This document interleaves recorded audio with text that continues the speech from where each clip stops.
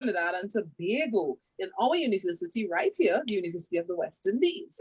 And she completed her residency in obstetrics and gynecology at Brooklyn Hospital Center, graduating with top in her class. And, you know, on Wednesday, when we were talking, we had so many questions that came at us, and it shows that people are interested in their reproductive health. And joining her this evening, and I'll do my rounds of applause at the end of them both, is Dr. Catherine Minto-Bain. And she is the medical director and consultant, obstetrician and gynecologist of reproductive and endocrine specialist. She's a lecturer at the University of the West Indies. Dr. Minto-Bain, she's a consultant, an obstetrician, a gynecologist, a medical director, and medical director of Trinidad and Tobago IVF and Fertility Center. And she's a fertility expert. Okay, so all of you out there, she is a fertility expert. And the clinic has grown into one of the largest fertility centers in the Caribbean. And she's right here in Trinidad. Okay, Dr. Minto-Bain received her medical degree from Bristol University in the UK, and she undertook her residency in gynecology at King's College Hospital, London, and the University College London Hospitals before proceeding to a clinical research post in reproductive gynecology. So we've got some experts in the house with us this evening, and many persons, you know, they ask a lot of questions about endometriosis and so many different things about the scars, what happened, what you can do. So this evening is something, you know, you don't usually talk about. You know, people would go to their physicians and go to their private doctors and that kind of thing. But, you know, we want to have this open discussion. So if my co-host was here, he would have me do this. So welcome, ladies, to Isaac 98.1 FM, The Promise. Thank you for having us. Thank you very much. So you'll have to speak up very loud because for us to come out clear, right? Okay. So we'll start off with Dr. Jackman because she was here with us on Wednesday. And Dr. Minto, a lot of people were calling asking for the number for the fertility clinic, all right? So now you're here live with us, you're able to give that to them as well. And a lot of questions arose. So you can WhatsApp me your questions to your gynecological questions to 751-981, and maybe you can call in as well, as we have the doctors in the house to answer your questions regarding infertility. So first, you can share with us, what is infertility? So I'll tackle that one. So infertility is basically a disease. Are you hearing me? Yeah, so infertility is basically a disease where a couple fails to achieve a pregnancy, and the designated time frame is usually 1 year. This time frame is best suited for patients under 35 years old. However, from 35, above 35 to 40, we would, you know, be able to see you even if you've been trying for 6 months. So it's basically the inability to conceive and to have achieve a pregnancy and a live birth after 1 year of actively trying. Now, actively trying means that you have to not be on any contraception and you have to have frequent sexual intercourse as well. And a lot of patients do experience infertility, but not a lot of people know where to go to if they do experience this. And that's why we're here to try and educate and let people know that there are options. Excellent. Yes, and I'm sure that people will be happy to know that there are options. So this question that came up, you know, everybody wants to know about endometriosis. So Dr. Minto, you can help us in the causes of infertility and what we can do to help. Yeah, there are so many causes that could be holding you back from getting a pregnancy. So the first step really is to get a really thorough, good evaluation And it's both of you, both the woman and the man are going to be contributing to getting this baby. So both of you need to be assessed. And that's really the starting point. If you're not assessed properly, then it's really hard to be sure you're taking the right treatments and getting the right kind of help. So getting assessed, a guy needs to do a sperm test, a very simple test, and it tells you a lot. The woman needs to have some checks to see her hormones, her egg level, be examined, look at her womb. You're looking for problems with the tubes, problem with the womb, problem with the eggs, not ovulating, looking for problems in the guy with the sperm. And you put it all together as a couple. You see people as a couple and you figure out from there what's going on and what's holding back a pregnancy. And there's such a wide variety of things that can be going on.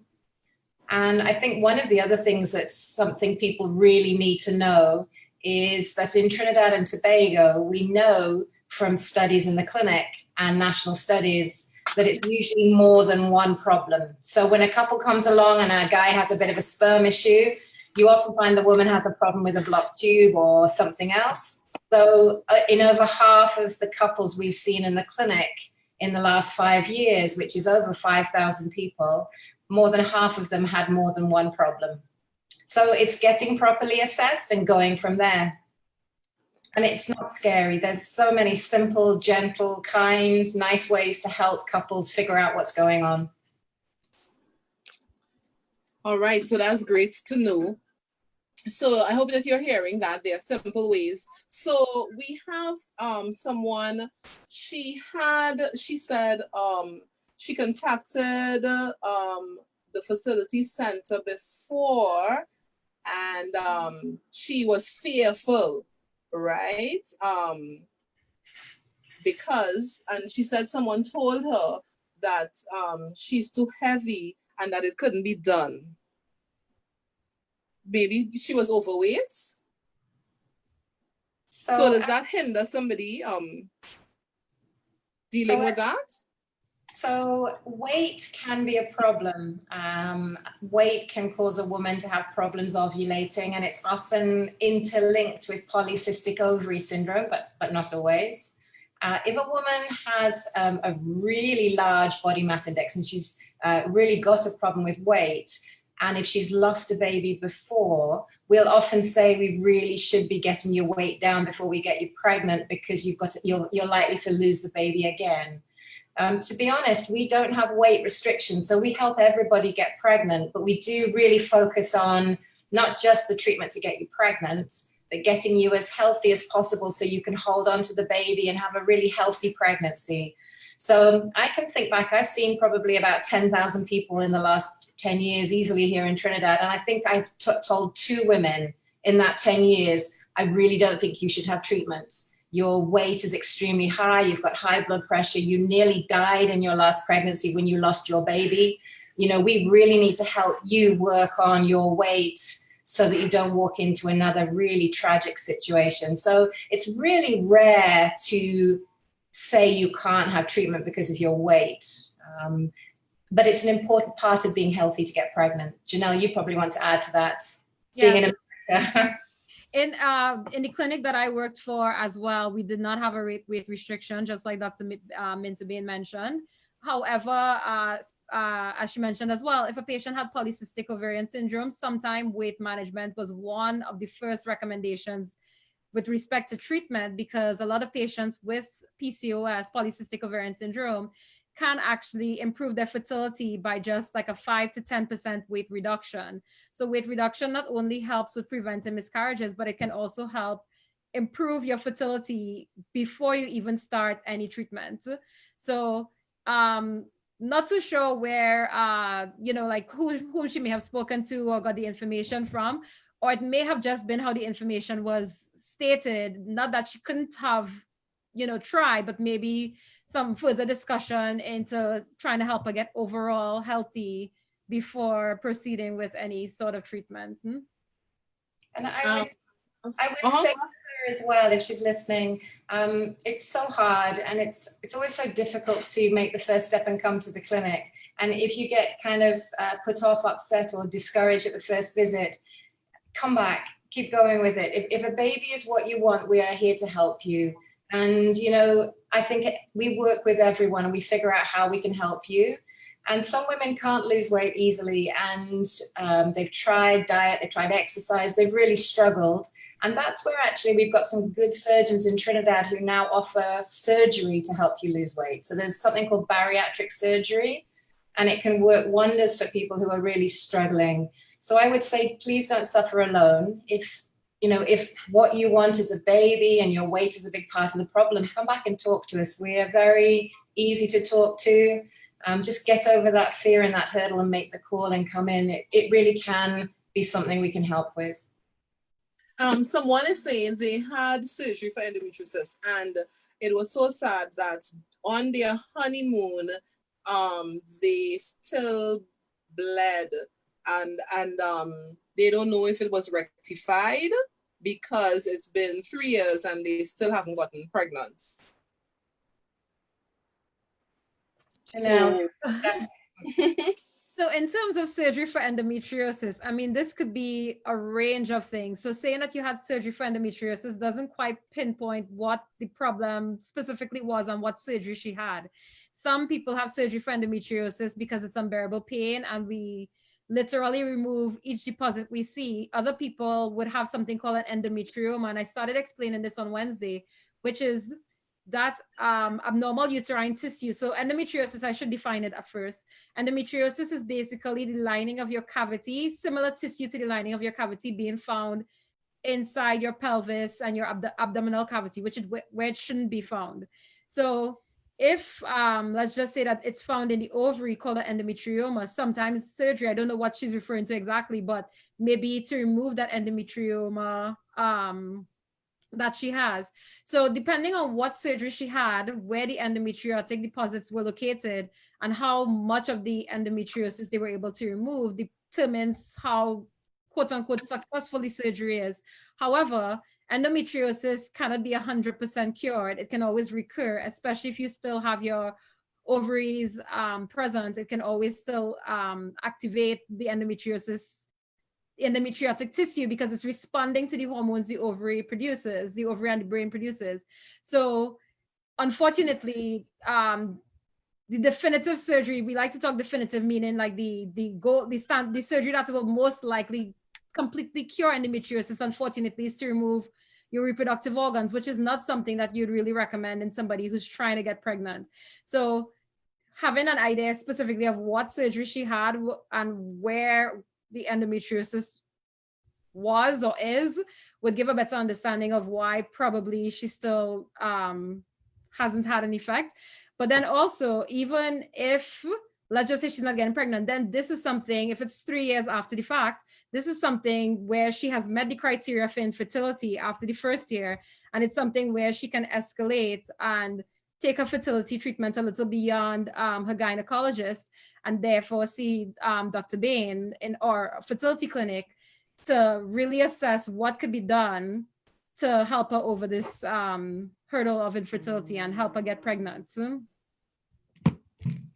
is asking how unlikely it is for women who suffered a stroke to become pregnant. Oh, that's an interesting question. So strokes can be caused by a variety of things, but they're relatively rare in young, healthy women. So yes, a woman who's had a stroke can certainly get pregnant. She needs to have some advice to help her figure out how safe it's going to be and if she needs some medication in a pregnancy to prevent a problem again, because pregnancy can bring on strokes. So if you've had a stroke and you're thinking of becoming pregnant, you should certainly see your gynecologist and get assessed and get advised. Some things that cause strokes can cause problems getting pregnant, many wouldn't. So again, you're looking at also reducing your risk to have a nice healthy pregnancy, because you're going to be risky going into a pregnancy. So you want normal blood pressure, good weight, healthy lifestyle, and a really good thorough medical check from beforehand. So you don't want to just get pregnant and then try and figure it out. You really need to be going and seeing a gynecologist, giving them your history, telling them you'd like to get pregnant and getting assessed. And you need pre-pregnancy counseling to help you know what to do. And if you go to a doctor who doesn't really take you on and doesn't do very much, then you find another doctor. We see quite a few women who've had bad histories in the past, had really tough times. They're quite complicated. They've not been given the correct medical advice. They're pregnant again and they end up losing another baby. And what I would say is if you feel like you're not getting good advice, just go with that and go and see somebody else. Go back to the clinic, go back to the hospital, see a private doctor if you can, and just keep asking, you know, be strong in yourself, feel empowered, and make sure that you get the right advice. A woman who's had a stroke will probably need some medication to thin the blood in pregnancy. So all of those things need looking into and thinking about. Someone asked, what are their chances? They're 46 years old and she's still a virgin. She says she had one sexual episode. I don't know what that means, but literally, practically a virgin. She said yes at that age, and how possible it is for her to get pregnant in terms of reproductive possibilities at that age. And she's asking, can her tubes be blocked as a virgin? So that's two questions. Just one, Dr. Bain. Okay, if you've never had sexual intercourse, never had penetrative sex, it would be very unusual for your tubes to be blocked through at the cause of an infection from a partner.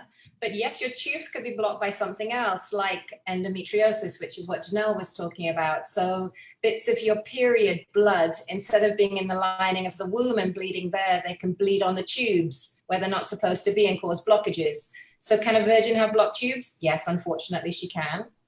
At 46, the chance of you having a good egg in your ovary somewhere to make a baby is probably about a 1 in a million chance. It's so rare that we hardly ever see 46-year-old women having an egg left in their body that will give them a baby. Seriously? Wow. Seriously. And if you look on the internet, you're seeing all of these famous people having babies at 48, 49, 50. I can guarantee for you that the vast majority of them are having an egg donor give them eggs. And we do a huge amount of that work here in Trinidad and Tobago. So women over 45 having their baby, it can be theirs, but it's exceptionally rare. And it's usually an egg donation baby these days.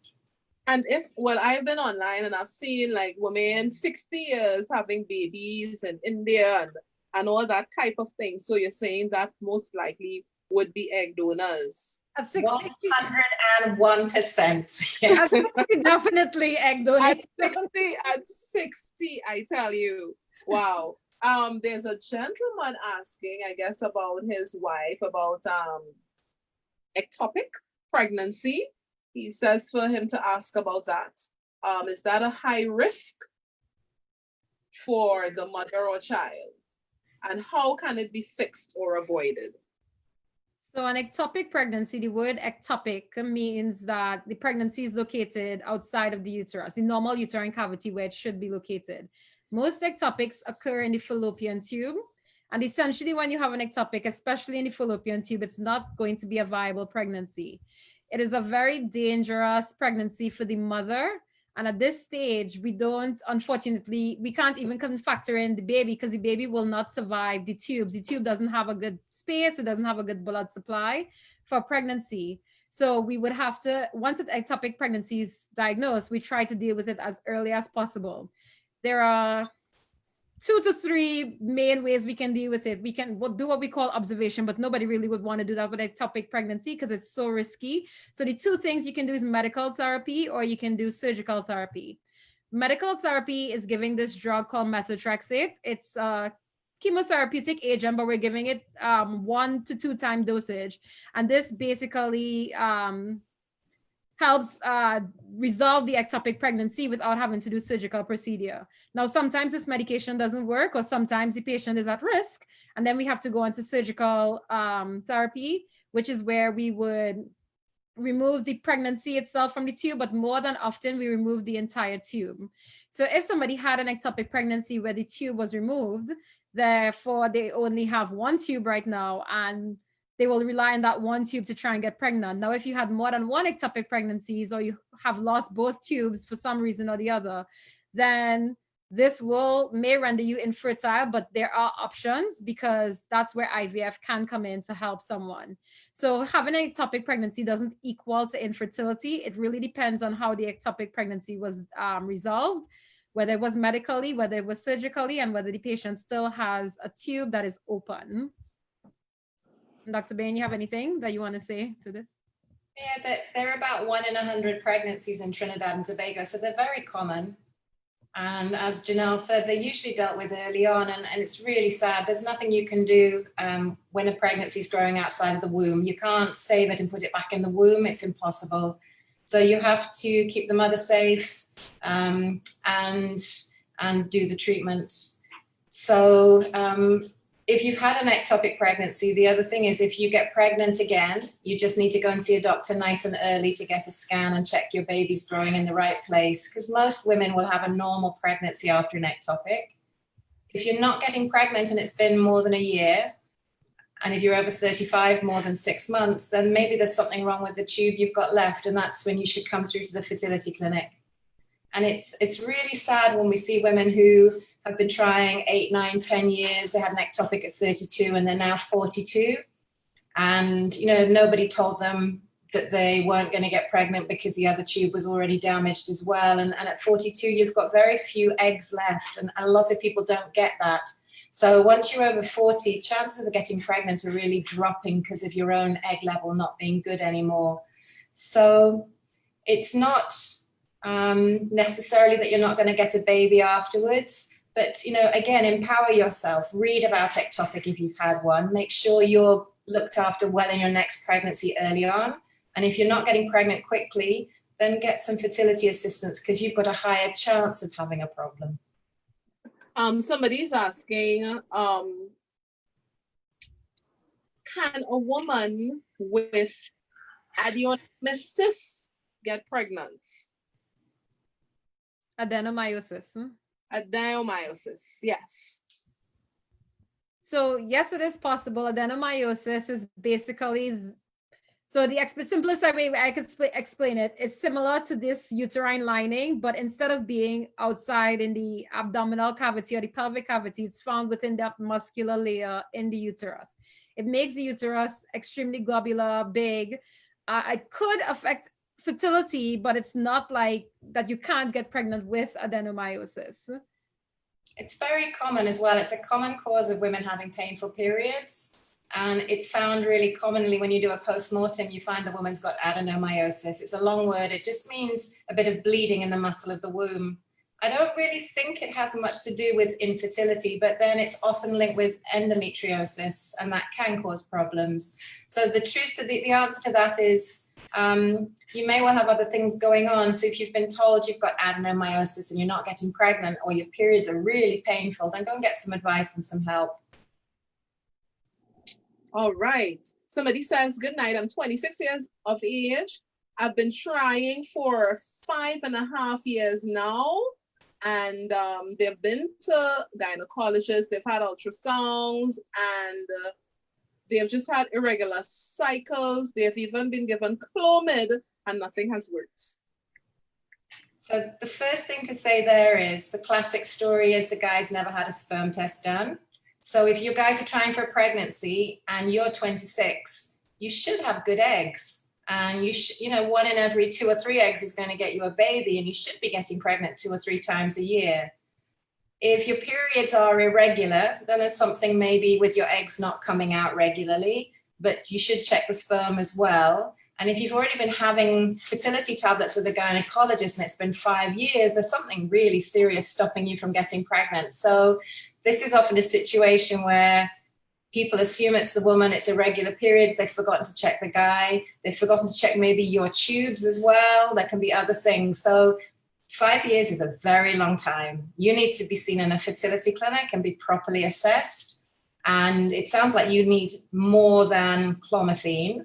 There are other tablets that can help you ovulate, but often it's that you need a bit more than that. We need to check your tubes, your pelvis, your womb, his sperm. You really need to get sorted. That needs further looking at.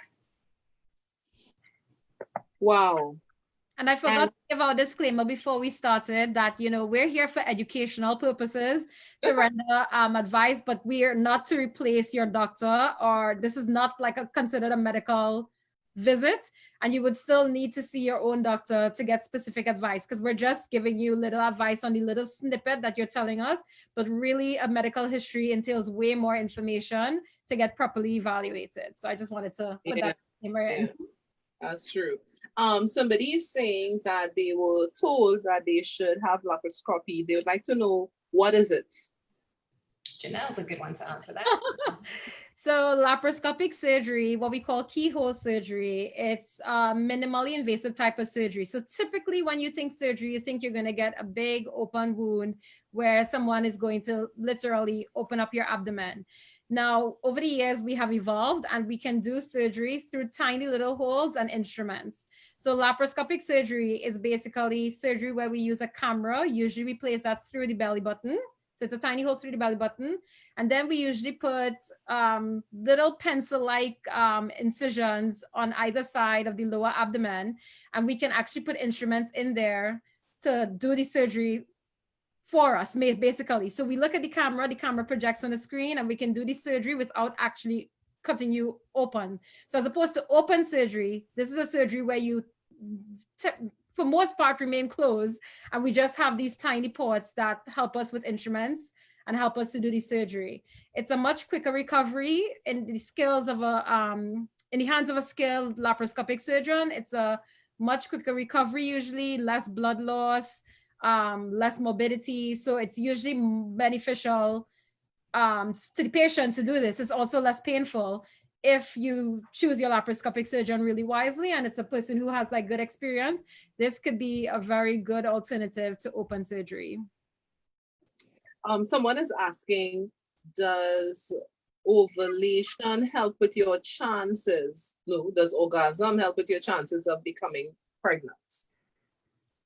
That's a question a lot of people ask, and the answer is no, we don't think so. There's no probable scientific mechanism where orgasm helps. A guy needs to orgasm, obviously, because he has to ejaculate and get the sperm in the right place. But female orgasm, no, it's not thought to be linked with fertility in any way. This person is saying that with endometriosis and it being painful, will surgery eliminate the pain? That's a good question. Janelle was saying earlier that endometriosis can come back. The other thing is, when you are counseling somebody about having surgery for endometriosis, you have to be very honest. Even the best laparoscopic surgeon in the world will tell you he can't promise or she can't promise to get rid of the pain. Endometriosis is really complex. It gets into the deep areas under the skin.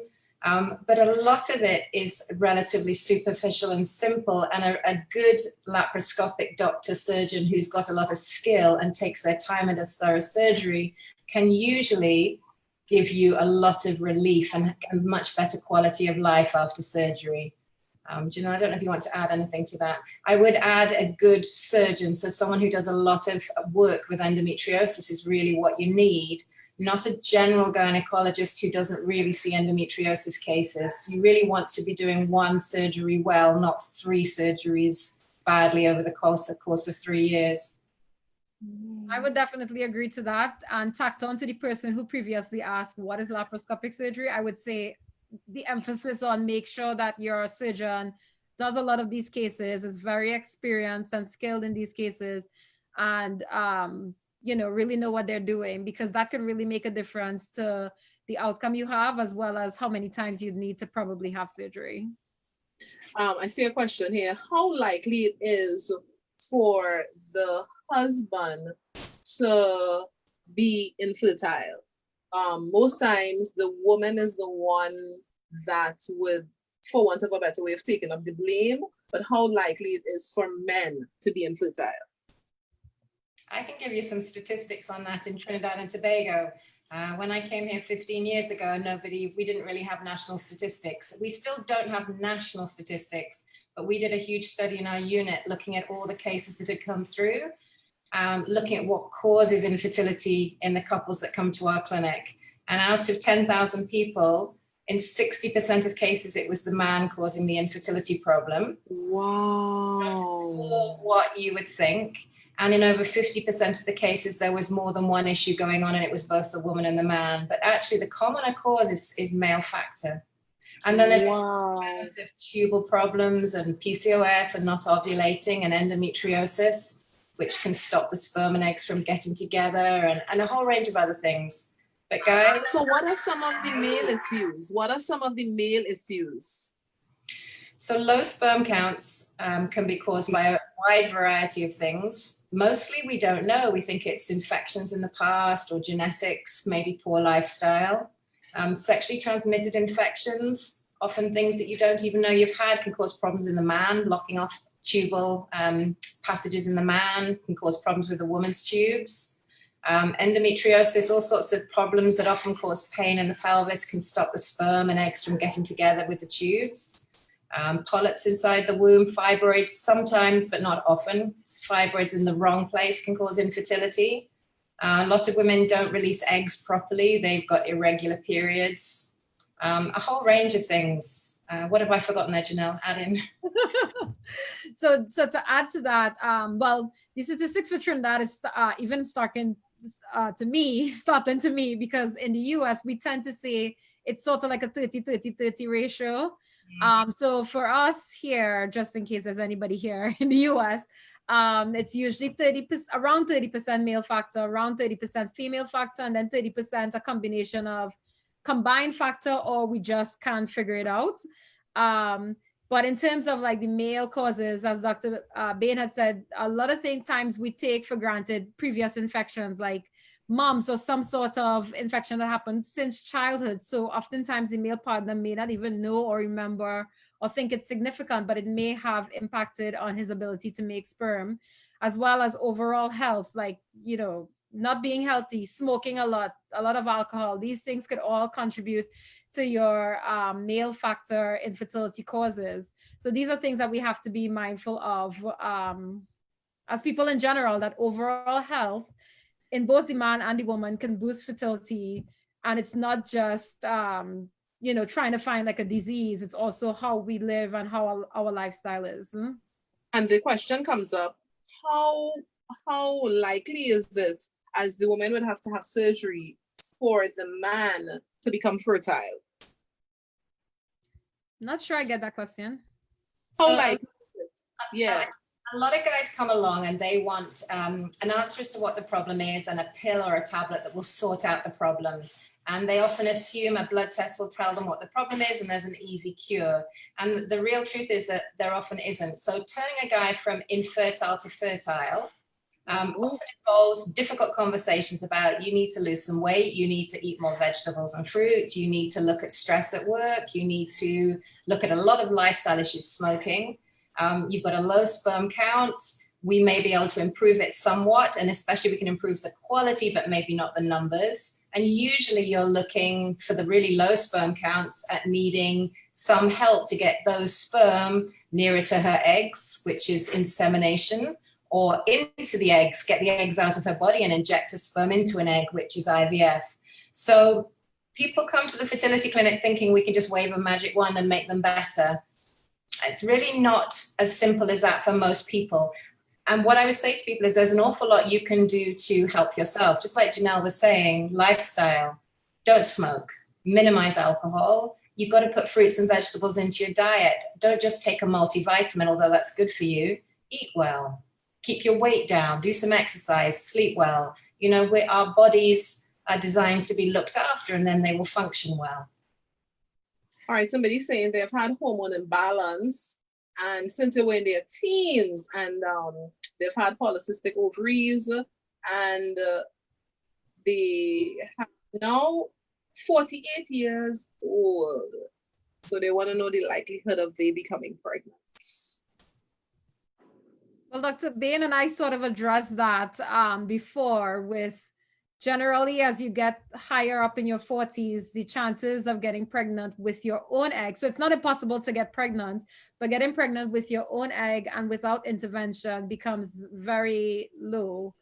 very, very low probability. So is it possible to get pregnant? Yes, but as we spoke before, you may have to have intervention using egg donation and IVF to be able to get pregnant. So it's not that you can't get pregnant, but it's just if you're expecting to get pregnant with your own eggs, especially if you're expecting to get pregnant with your own eggs naturally, then your probability becomes extremely low. And most clinics, as far as I know, have an age cutoff, usually at around 44, 45. The clinic I work with doesn't have an age cutoff per se, but it doesn't necessarily mean that your success rate improves just because we would see you. So 26-year-old could have been in your clinic. Very likely. I think the ages now are coming down. Somebody's asking who is 35 years old with an irregular cycle, what is the likelihood of her getting pregnant? So at 35, she's 35, she has polycystic ovaries. So at 35, your egg quality is better than it is at 48, obviously. At 35, maybe 1 in every 8 to 10 eggs for you is going to be a good one. So an average 35-year-old would have 1 or 2 good eggs a year. And those are the women that are ovulating regularly and having a regular period. So if your periods are irregular with polycystic ovary syndrome, you're probably only getting 1 or 2 eggs a year if you're unlucky. And therefore you can go 3, 4, 5 years and you're not going to get that magic egg. So yes, you usually can get pregnant. You need assessments and some help from a doctor, a gynecologist. Don't forget to get sperm test done. And you just need to get healthy and get those eggs coming out with some simple medication, which these days is usually clomiphene or letrozole. Those are the drugs that help you ovulate very easily and nicely.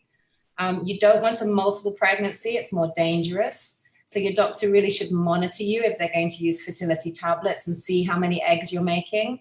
You should have your egg level checked to make sure it really is that you've got polycystic ovaries causing your irregular periods, not really, really low egg levels, which can mimic it. So she's got a few things to work on. And at 35, get going, especially if you want more than 1 baby. So empower yourself, read about polycystic ovaries, get a good doctor, make sure you get an egg level check, make sure your partner's sperm is checked. And you should be having the simple treatments. It's called ovulation induction. Read about it online, read about polycystic ovary syndrome, see your doctor and check that's what you have, and get going. Wow, wow, questions are coming again at me now. Like it really just got up. Someone is asking, or the person who is 48, she wants to know if she is premenopausal because she hasn't seen her period in 9 months.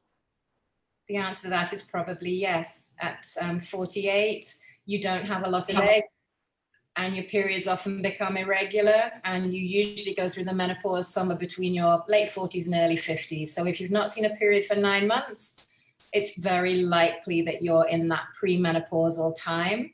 And when you've had no period for 12 months, you're usually through the menopause. She sounds like she really needs to see somebody, see a gynecologist. I would say if you really do want a baby, you need to act fast. You're extremely, and it would be a miracle to get a baby with your own eggs. And if you want to consider egg donation, we stop at the age of 50, but you have to be healthy and well over 45 to get treatment. So you have got a little window of time to see if this is something that you can actually achieve. So really get expert help. I would say you really need to see a fertility clinic specialist quickly. Well, I don't know if this person was here, but they were asking about the statistic at 42 years old. So it would be the same, yeah, over 40. I hope you heard what they were saying before. So somebody was just asking about that. What is the difference between, somebody's asking about hysteroscopy. Hysteroscopy? Yeah, hysteroscopy. What is that? Okay, so hysteroscopy is basically a test that we can use to see inside the uterus. So the root word hyster, that relates to the uterus. So anything related to the uterus usually has a hyster in front of it, like hysterectomy to remove it. So hysteroscopy, it's the uterus, and scope is to see with a camera. So we're using a camera to see inside the uterus. We can do this procedure for two reasons. We can do it as a diagnostic procedure, or we can do it for a therapeutic procedure. If it's diagnostic, means that you're probably presenting with some sort of abnormal bleeding, very heavy bleeding in a younger person, or bleeding in somebody who's postmenopausal. And therefore we want to go inside and take a look and see if we see a cause for the bleeding. Is it a polyp? Is it a fibroid? Is it abnormal looking tissue? When we're talking about a diagnostic hysteroscopy, it's using this same, a therapeutic hysteroscopy, that was diagnostic. If we're talking therapeutic now, it's using the same device, but now we're gonna do something with that. So we're gonna actually remove tissue. So usually in this patient, we see a polyp, we can actually remove the polyp, or we see a fibroid, depending on the size and the location, we can possibly remove fibroid as well. So hysteroscopy is usually just a device to see inside the uterus, and we can use it just simply for diagnosis, or we can use it for diagnosis and treatment. Wow, okay. So these words, these medical words persons are throwing at me here. Bear with me, okay? Somebody's asking the likelihood of they becoming pregnant with fibroids. What's the likelihood of they becoming pregnant with fibroids? So fibroids are incredibly common to the point where they're normal. In the clinic and generally in Trinidad and Tobago, we would say 60–70% of women are going to have a fibroid. And the vast majority of women will get pregnant with a fibroid. It's not going to cause infertility for most people. So having a fibroid is usually not going to be the cause of infertility. They can cause problems. They can often give you heavy periods, painful periods, and you can be unlucky, and the fibroid could be near a tube and causing some problems, or more, the fertility ones are more the ones near the lining of the womb, and they can sometimes stop a baby finding a good place to grow. So fibroids can cause a variety of problems, but fertility, when people come saying, I've got a fibroid and I think it's the cause of my infertility, 9 times out of 10, we find it's completely different. There's something else causing the infertility, and the fibroid is often insignificant. And I would say the other side of it is most fibroids probably don't need surgery. If you're not having any symptoms from your fibroid and they're not bothering you, you don't need surgery to remove them, and you don't need a treatment to shoot little pellets into them, artery embolization, to kill them. You also don't need surgery on fibroids for infertility if you haven't been properly assessed. And we have a lot of couples come into the clinic. They've had fibroid surgery, and unfortunately one of the after effects of fibroid surgery is that your tubes can get blocked off. And they find out, I had a couple just this week, he has no sperm, and he's clearly been like that for a long time, but she was put through a range of treatments and then fibroid surgery, and now she's got blocked tubes, and I don't think there was ever anything wrong with her. It was always him. He had a genetic cause for his lack of sperm. It would have been there from birth. So there's a real problem with fibroid surgery being done for not the right reasons. And so I would say the answer to that question is it's probably not your fibroids, but again, get proper assessment from someone who checks the sperm and checks your fertility and checks your egg levels. And if all that is found is the fibroids, then fair enough. You know what you're saying, I'm getting a lot of is that both parties should check themselves, not just leave it to this. A baby is a combination of, a combination of two. Yes. And So I hope that's, I would say, and I've been in Trinidad for long enough, I consider myself a fully fledged Trinidadian now. I really would say, if your doctor has not assessed both of you and you went to them for infertility, then this is probably not the right doctor to stay with. I usually would not criticize colleagues, but I would say if you're not being properly assessed, you're not being given a proper chance. Don't waste time. The saddest thing in Trinidad and Tobago is people losing success rates, losing the chance to get a baby because they've gone round and round in circles for 5 years, not being assessed properly.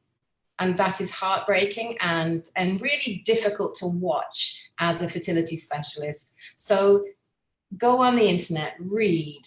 You are welcome to ask questions, and you should ask your doctor questions. You should know the basics, get the knowledge, get empowered, make sure you're properly checked. And it's always a couple, the man and the woman. And if that's not being done, then you're not being given fair and proper treatment. Wow, I hope you all hear that. And with a lot of prayer, we know a lot of miracles took place. Persons who were told they couldn't have children and naturally had twins, and the things just happened. Somebody's asking, should Zolatex be used to treat the adenomyosis, or is there any other alternative method? And they'd also like the contact number for the IVF clinic. So Zoladex is a very good treatment for problems coming from adenomyosis, which is bleeding in the muscle of the womb, or problems coming from endometriosis, which is period blood bleeding outside of the womb. And it's a standard and very good treatment for the symptoms of pain and pain with your period and pain at other times. If you're trying to get pregnant, it's the wrong thing. It stops fertility. But it can be used, actually, we use it in the run-up to infertility treatment with people with bad endometriosis. So it's used in fertility clinics. And it basically puts you into a fake menopause state that switches off the hormonal causes of these diseases, these problems. So it's a very good medical treatment when used correctly. But it can also be not too good for fertility. You won't get pregnant when you're on Zoladex, no. It's stopping eggs from coming out and putting you into menopause, a temporary menopause-like state. And it's often used after surgery to damp down endometriosis that was really extensive at surgery. It's used less for adenomyosis. It's classically used for endometriosis. But I hope that person that sent that message is hearing that, okay? And, you know, like Doc was saying, to make sure that you know, find that right doctor that works for you. You know, I hear her passion of how genuine, you know, she is. She's not just doing this, but she has a passion for results. I hear that in your voice. And if you want a baby, have that conversation with your doctor. You know, you may have gone along with the pain and then it got swept up in the surgery and put on the Zoladex, but make yourself heard. If pregnancy is what you want, just make the time to discuss it with them. Make sure they understand what you want, because doctors are there to treat your symptoms. And with these diseases, there's no right and wrong way. It's finding the right treatment for the right patient. And if a baby is what you want, it's really important that they know that and they get you onto the right pathway and journey to try and get you pregnant. I have another question. What does endometrial scratch? What does that procedure involve? Janelle, An endometrial scratch is basically just like a biopsy of the uterus, a little sample of the uterine lining. It's usually done around the time where if you were to do like an embryo transfer or try to get pregnant, it will be done around the time, and it's to analyze to see if the uterine lining cells are of the right quality that it should be for pregnancy. So your cells should have like a certain amount of thickness, it should have glycogen in it, it should have like certain hormonal composition. And this test helps to determine if it's an ideal environment for your developing baby called an embryo. So this is what an endometrial scratch is. Do we do this in Trinidad, Dr. Bain? I'm not too sure. Yes? Yeah, okay. we do. It's become a controversial treatment in the last year. So about 6 or 7 years ago, it became really fashionable and popular. And it's a way of you slightly damage the lining of the womb by taking a little biopsy. And by slightly damaging the womb, you allow the natural healing mechanism of the womb to come in with a lot of immune cells.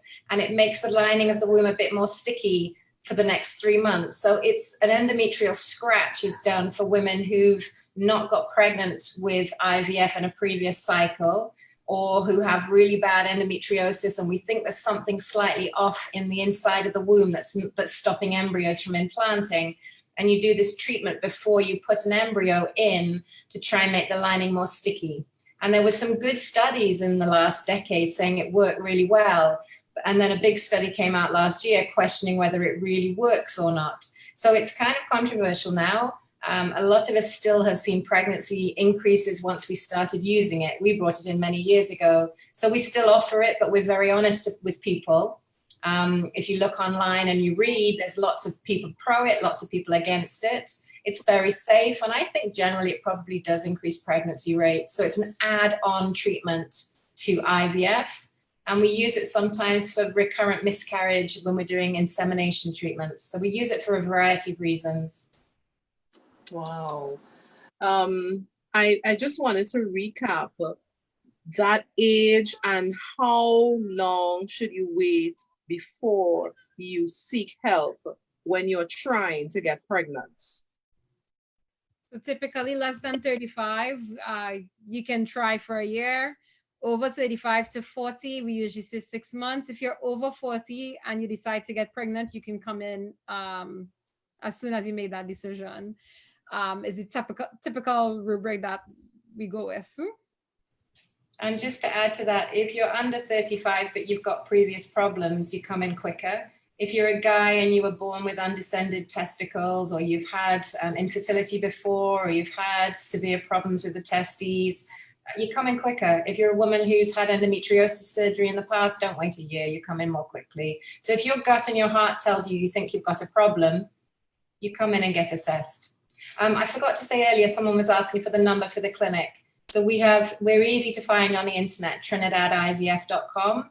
We have 3 clinics, and the number for the St. Joseph Clinic is 222-8341. But we're easy to find. Website, Facebook, Trinidad IVF. What's the number again? 222-8341. We've got lots of numbers, but that's the one I always remember.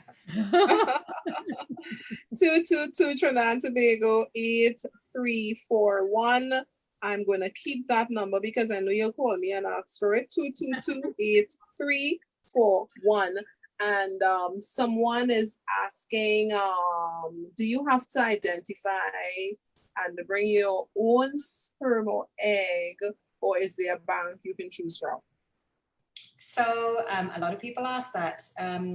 When you come in, we'll talk with you about it. The first step when people come in is they come and have a free appointment with my wonderful staff of nurses. And if you are considering using either donor eggs or donor sperm, you can do whatever you like. You can bring in your own egg donor if you're lucky enough to have someone offering to give you eggs. But we also have a huge range of egg donors. We're well known in the Caribbean region for egg donation. It's probably with the best known. And sperm donation, again, we have a sperm donor bank here in Trinidad, and we have lots of samples suitable for the general population, or you can bring in somebody who you would like to be your sperm donor who's local, and we check them out and screen them for you to see if they're suitable. So we have someone is saying that they have fibroids and it's malignant. What do they do? Have surgery? I'm not a doctor, and I'll say that because it's malignant. You should speak to your doctor. The word the word malignant is scary. And it's not usually put with a fibroid. It's likely not fibroid. But you can't be advised on radio. You need to speak to your doctor. Yeah. So you need to speak to your doctor as soon as possible. Wow. Okay. So we're gonna wrap up for now. Could we get that number again? That number is 222. You're doing well. 8341. 222-8341. Yes. Okay. So they are asking for it, and I myself went online and I got the other number. This one is for Port of Spain, and that is 622-8869. 622-8869. So this number is for the one in Port of Spain. All right. And if you do call up, don't ask to speak with me. Because you won't get through. What you do is speak to my wonderful team. They're very well trained. They're 100% confidential. We've got a fabulous team. Tell them what your problem is and they will get you helped. They're all there to help you. Someone was asking if, for this person, that was you, but she wants to know if she can freeze her eggs until she's ready. Absolutely. More and more. But can she be ready after 50? Sorry? Could she be ready after 50? Not in this country. We have an ethics committee that stops us from treating women once they get to about 51 years old. So, but lots of women are thinking about freezing their eggs, and you do it usually when you're in your early 30s. Once you're getting into your middle to late 30s, it's getting a little late to freeze eggs. But social egg freezing eggs to hold on to them for the future because you haven't got Mr. Right at the moment, or it's not the right time to get pregnant, is becoming more common. And obviously we do that here, yes. Somebody's saying that they have fibroids and they're past 50 and they don't have a period anymore. Can they still get pregnant?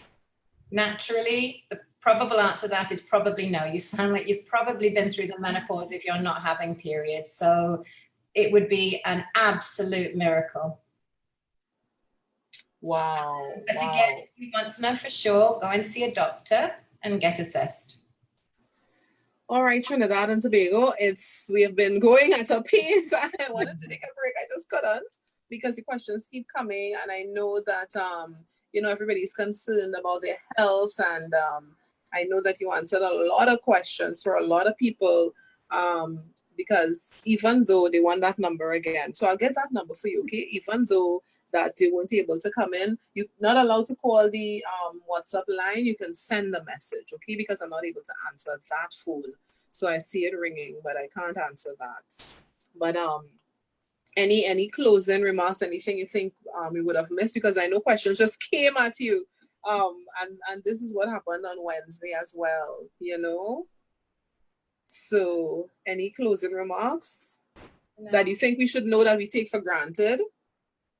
I would say just be very mindful of the circumstances and the changes that is going on in your body as you progress. You know what's normal for you at baseline. So if you see a change, that's one thing to take into consideration. The other thing is the time frame, knowing that, at most 1 year is usually time frame that we give for infertility, and that's at most. We give several scenarios where we think you should come in earlier, but at most. So a lot of people on today was talking about 3 years, 5 years, extensive amount of years, and that's really a long time. And the more years that goes by, especially for women, you hear it all the time, it's the less chance that we have.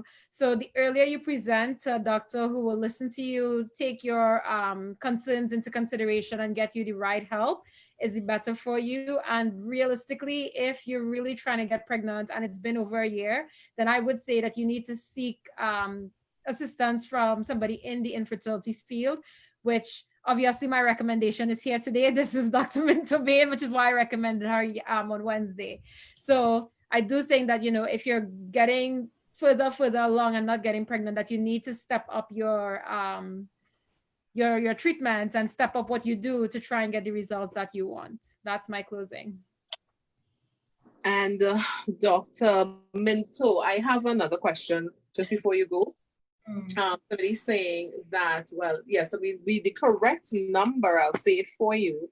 Again, it's 2228341, and this person is saying that can someone with possible blocked tubes, is there a natural way that they could get pregnant? So what could be done? So usually not, but it depends. So what we do is we assess the tubes, we have a good look at them, we see how damaged they are, and then you're thinking, okay, well, can we do some sort of surgical procedure? Like Janelle was talking about keyhole surgery. Some types of tubal damage could work really well with that, and you can resolve the problem and they can get pregnant naturally. Other people, you'd need to bypass totally damaged tubes and go to IVF, which bypasses the tubes and gets the sperm and egg together. So there's 2 options, and you need proper assessment to help you work out which one you go for. And my final question, somebody's asking, and that's it for that, Tobago. Can someone going through menopause still get pregnant? Yes, an egg can come out at any time. I learned that many years ago, 23 years ago, in the premature ovarian failure clinic in London. We saw women who'd gone through an early menopause, much, much earlier than they should. And I used to tell them all they wouldn't get pregnant. And I learned my lesson, 1 in 1,000 will. An egg can pop out at any time. And it could be the month before you're due to go through the menopause, whatever age you are.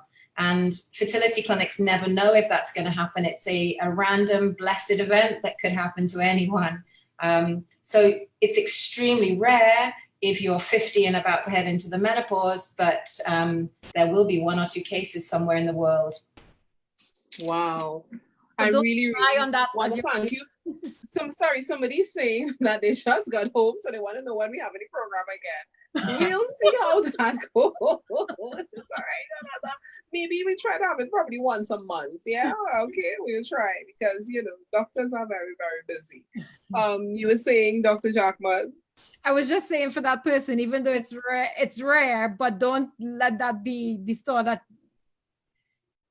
Yeah, will hinder you. Don't hold on to that thought as a possible, as too much of a possibility, I would say. It's extremely rare. Miracles happen. We believe in Miracles miracles. do happen. Right. So I really want to thank you again so much for gracing us with your presence and sharing your wealth of information. I know a number of ladies, and I'm not asking another question, okay? Sorry. A number of persons would be really appreciative of all the information that came out this evening, especially on the fact of fibroids and women in Trinidad and Tobago. Lots of times when people hear that, they think, okay, that's just infertility right there. And then there are others that would have gotten pregnant with it. So the best advice I'll give is to check your doctor, right? Check your doctor. And if you think that you need information and you're thinking about becoming more fertile, someone wants us to have a show on menopause. Okay, I'll get a whole list of things right now. All right, let me turn off. I would say, Madonna, if you can take down all the questions and stuff like that. So if